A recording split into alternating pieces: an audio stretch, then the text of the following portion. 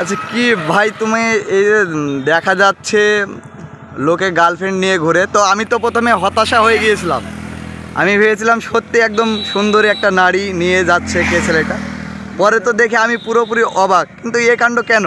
মানে যেটা বলতে একটু জোরে বলবেন। যেটা বলতে 24 সাল পড়তে 2000, মানে সিঙ্গেল থাকতে থাকতে না একটা বোরিং ফিল করছি। এই জন্যে ধরো সবাই তো গার্লফ্রেন্ডে ঘুরে, আমি নিজে মনে করলাম গার্লফ্রেন্ড নিয়ে তো কী হয়েছে, আমি একটা আমার গার্লফ্রেন্ড নিজেই বেঁধে নিই। এই জন্যে ধরো এটাই আমার গার্লফ্রেন্ড, নাম পিঙ্কি।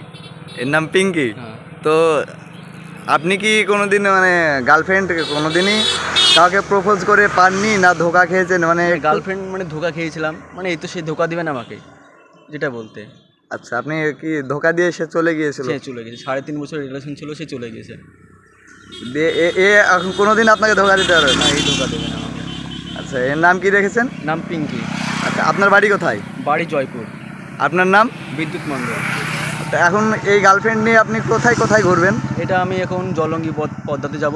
হ্যাঁ। আর এখান থেকে বেরিয়ে হলেই সাগরপাড়া ঝিলে মানে এখন যেতে দিচ্ছে না পুলিশে, এই জন্য আবার শেখপাড়া যেতে পারি, শেখপাড়া ব্রিজে। এখন এই গার্লফ্রেন্ড নিয়ে ভ্রমণ করে বেড়াবেন? হ্যাঁ, গার্লফ্রেন্ডে ভ্রমণ করে বেড়াবো। Thank you.